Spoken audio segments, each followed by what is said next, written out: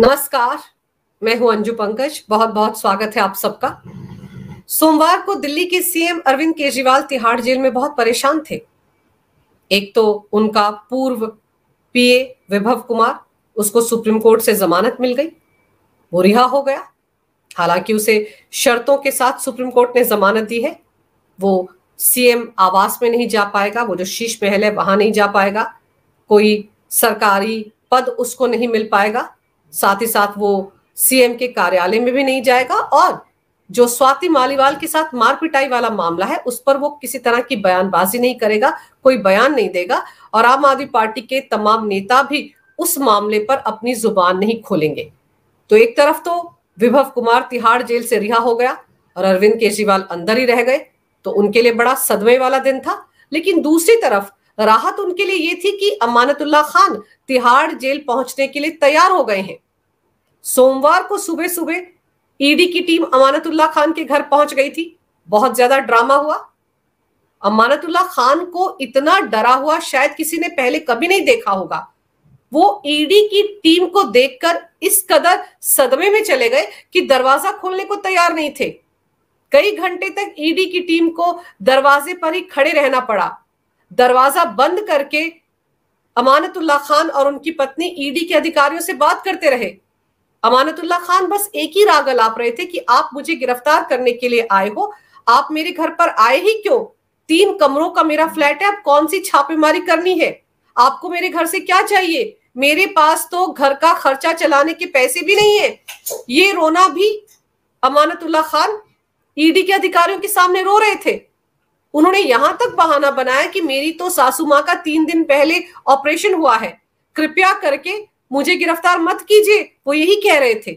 और ये हाल है उस आम आदमी पार्टी के ओखला से विधायक का जो ये कहती है कि हमें किसी से डर नहीं लगता, हम किसी से डरते नहीं हैं, हम तो भगत सिंह की औलाद हैं। यही कहती है ना आम आदमी पार्टी और उसके कर्ता धर्ता अरविंद केजरीवाल, यही राग तो अलापते हैं वो। तो ऐसे में सवाल ये उठता है कि अमानतुल्लाह खान को इतना डर क्यों लग रहा था? अगर उन्होंने सच में कुछ नहीं किया है, कोई घोटाला वक्फ बोर्ड में नहीं हुआ है, तो फिर वो गिरफ्तारी से डर क्यों रहे थे? अगर ईडी की टीम उनको गिरफ्तार करने के लिए आ गई थी, वो गिरफ्तार हो जाते और ईडी की टीम उनको राउज एवेन्यू कोर्ट में पेश करती, तो सबूत तो ईडी की टीम को दिखाने ही पड़ते वहां पर। और अगर ईडी के पास अमानतुल्लाह खान के खिलाफ कोई सबूत ही नहीं होता तो जाहिर सी बात है वो रिहा हो जाते वहीं के वहीं। लेकिन अमानतुल्लाह खान की हालत देखकर साफ पता चल रहा था कि वो जानते हैं कि वक्फ बोर्ड में घोटाला हुआ है, उनके खिलाफ ईडी के पास पुख्ता सबूत है। और अगर एक बार ईडी की टीम ने उनको गिरफ्तार कर लिया तो उनका बाहर निकलना नामुमकिन है। अमानतुल्लाह खान मनीष सिसोदिया का हाल देख चुके हैं। वो भी तो मनी लॉन्ड्रिंग के मामले में ही अंदर गए थे, 17 महीने के बाद तिहाड़ जेल से बाहर निकले हैं। सत्येंद्र जैन, वो भी मनी लॉन्ड्रिंग के मामले में ही तिहाड़ जेल में बंद है। और अरविंद केजरीवाल दिल्ली के सीएम, वो भी मनी लॉन्ड्रिंग के मामले में तिहाड़ जेल में बंद है। तो जब उनको इतना समय लग रहा है तिहाड़ जेल में, तो फिर अमानतुल्लाह खान कौन है? अरविंद केजरीवाल के पास तो बड़े बड़े वकील हैं, अभिषेक मनु सिंघवी जैसे वकील हैं जो उनके लिए राउज एवेन्यू कोर्ट से लेकर दिल्ली हाई कोर्ट और सुप्रीम कोर्ट तक केस लड़ रहे हैं। लेकिन अमानतुल्लाह खान का क्या होगा? अमानतुल्लाह खान अच्छे तरीके से जानते हैं कि एक बार वो अंदर चले गए तो लंबे समय के लिए नप गए, और इसीलिए डर के मारे वो दरवाजा खोलने को तैयार नहीं थे। सोचिए, 7 बजे ईडी की टीम उनके घर पर पहुंची थी और करीब करीब 12:30 बजे के आसपास ईडी की टीम उनको अपने साथ ले गई, गिरफ्तार करके ले गई। और सोमवार को देर शाम उनको राउज एवेन्यू कोर्ट में पेश किया गया, जहां पर ईडी ने 10 दिन का रिमांड मांगा है अमानतुल्लाह खान का। लेकिन राउज एवेन्यू कोर्ट ने अपना फैसला सुरक्षित रख लिया और अब आज इस मामले पर कोर्ट अपना फैसला सुनाएगा कि कितने दिन का रिमांड मिलता है ईडी को अमानतुल्लाह खान का। लेकिन जिस वक्त ईडी की टीम अमानतुल्लाह खान के घर के बाहर मौजूद थी, उस वक्त ईडी के लिए दरवाजा खोलने की फुर्सत अमानतुल्लाह खान के पास नहीं थी। थर थर कांप रहे थे वो डर के मारे। लेकिन वीडियो बनाने में, सोशल मीडिया पर एक के बाद एक ट्वीट करने में उन्हें डर नहीं लग रहा था। वहां पर वो जमकर इस मुद्दे पर रायता फैलाने में लगे हुए थे। अमानतुल्लाह खान ने इस दौरान एक वीडियो भी सोशल मीडिया पर डाला, लेकिन पहले आपको ट्वीट दिखाती हूं कि ट्वीट में उन्होंने क्या लिखा। अमानतुल्लाह खान ने ट्वीट में लिखा, अभी सुबह सुबह तानाशाह के इशारे पर उनकी कठपुतली ईडी मेरे घर पर पहुंच चुकी है। मुझे और आप नेताओं को परेशान करने में तानाशाह कोई कसर नहीं छोड़ रहा। ईमानदारी से अवाम की खिदमत करना गुनाह है। आखिर ये तानाशाही कब तक? यहां पर तानाशाह से अमानतुल्लाह खान का मतलब पीएम मोदी से है।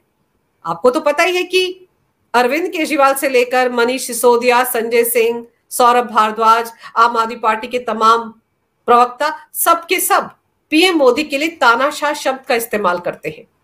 और यहां पर अमानतुल्लाह खान जिस तरीके से तानाशाह को लेकर पीएम मोदी को टारगेट कर रहे हैं और ये कहने की कोशिश कर रहे हैं कि उन्होंने तो कुछ किया ही नहीं है, बस आम आदमी पार्टी के नेताओं को परेशान करने के लिए ईडी को उनके पीछे लगा दिया है पीएम मोदी ने या मोदी सरकार ने। और ईमानदारी से अवाम की खिदमत करना, अब सोचिए, अभी भी कट्टर ईमानदारी वाला कीड़ा काटे हुए है आम आदमी पार्टी के नेताओं को। आम आदमी पार्टी के नेता कितने ईमानदार हैं इसके तो हर रोज नए नए उदाहरण देखने को मिल रहे हैं, लेकिन अभी भी ये सब अपने आप को कट्टर ईमानदार मानते हैं। तो इसी तरीके से अमानतुल्लाह खान कहते हैं कि ईमानदारी से वो अपनी जनता की सेवा भी नहीं कर सकते।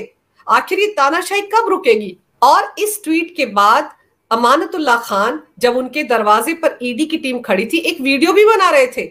उस वीडियो को भी उन्होंने सोशल मीडिया पर शेयर किया और उस वीडियो में उन्होंने क्या कहा? उन्होंने कहा 2016 से ये मुकदमा चल रहा है और ये पूरी तरह से फर्जी है। सीबीआई ने खुद कहा है कि किसी भी तरह का भ्रष्टाचार या लेन देन नहीं हुआ है। इनका मकसद हमें और हमारी पार्टी को तोड़ना है। जेल भेजेंगे तो हम तैयार हैं, मुझे कोर्ट पर भरोसा है। तो सवाल तो फिर यही उठता है कि अगर कोर्ट पर पूरा भरोसा है और अमानतुल्लाह खान को पता है कि केस पूरा का पूरा फर्जी है, सीबीआई ने पता नहीं कब उनको क्लीन चिट दे दी, लेकिन वो दावा कर रहे हैं कि सीबीआई ने कहा कि किसी तरह का भ्रष्टाचार नहीं हुआ है। तो जब भ्रष्टाचार नहीं हुआ है और जेल जाने से उनको डर नहीं लगता है, तो फिर वो ईडी के लिए दरवाजा क्यों नहीं खोल रहे थे? तब उनके हाथ पांव क्यों फूल गए थे? तब तो उनको एकदम से ईडी से कहना चाहिए था, आइए हमें गिरफ्तार करिए और ले जाइए। यही बातें तो अरविंद केजरीवाल भी कहा करते थे कि उन्हें किसी से डर नहीं लगता है, वो बिल्कुल तैयार खड़े हैं, वो कभी डरेंगे नहीं, झुकेंगे नहीं। लेकिन जब ईडी ने उनको गिरफ्तार किया तो याद कीजिए, अगले ही दिन वो दिल्ली हाई कोर्ट पहुंच गए थे अपनी गिरफ्तारी को अवैध बताते हुए, ईडी रिमांड को चैलेंज करते हुए। तो अगर अरविंद केजरीवाल को भी डर नहीं लगता था ईडी से, तो उनको भी ठीक एक दिन बाद अदालत का दरवाजा खटखटाने की क्या जरूरत थी? आराम से तिहाड़ जेल में बैठते, सत्यमेव जयते ही होता है आखिर में। तो अरविंद केजरीवाल को भी अदालतों के चक्कर काटने की जरूरत नहीं थी। लेकिन यहां पर देखिए, कोर्ट पर पूरा भरोसा है अमानतुल्लाह खान को, लेकिन ईडी के लिए दरवाजा खोलने में डर लग रहा था। आगे देखिए, जैसे ही अमानतुल्लाह खान को ईडी ने गिरफ्तार किया तो आम आदमी पार्टी में हड़कंप मच गया।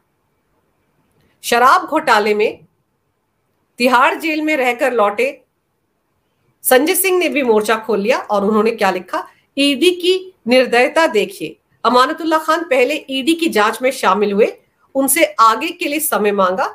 उनकी सासू मां को कैंसर है, उनका ऑपरेशन हुआ है, घर में सुबह सुबह धावा बोलने पहुंच गए।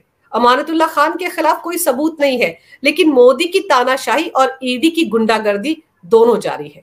अब आप सोचिए कि अगर ईडी के पास अमानतुल्लाह खान के खिलाफ कोई सबूत ही नहीं है, तो ईडी कैसे और क्यों गिरफ्तार करने के लिए उनके घर पर जाएगी?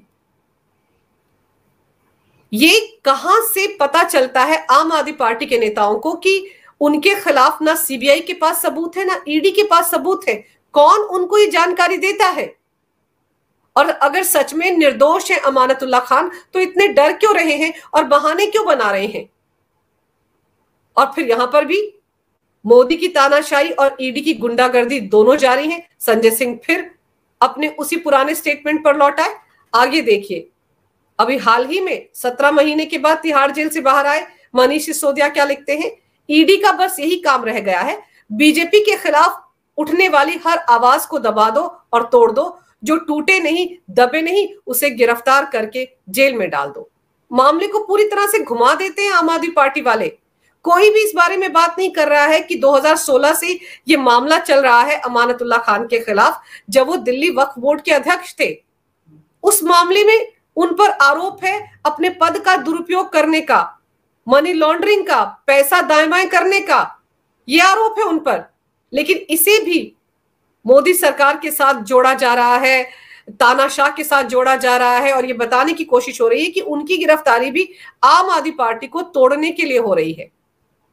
और ये 2016 का मामला है, और आपको याद दिला दूं कि इससे पहले भी ईडी की टीम ने 18 अप्रैल को, यानी कि इसी साल, 13 घंटे तक अमानतुल्लाह खान से पूछताछ की थी। और आपको याद होगा कि इस पूछताछ के दौरान अमानतुल्लाह खान ने एक वीडियो भी जारी कर दिया था अपने ऑफिशियल ट्विटर हैंडल से कि उनकी गिरफ्तारी हो गई है। और ऐसा लगता है कि वो उस वीडियो को पहले बनाकर गए थे, और 13 घंटे की पूछताछ के बाद ईडी ने उनको रिहा कर दिया था। और तब किसी को समझ नहीं आ रहा था आम आदमी पार्टी को कि अब क्या कहा जाए, क्योंकि वीडियो तो पहले ही जारी कर दिया गया था कि अमानतुल्लाह खान की गिरफ्तारी हो गई, लेकिन तब ईडी ने उनको छोड़ दिया था।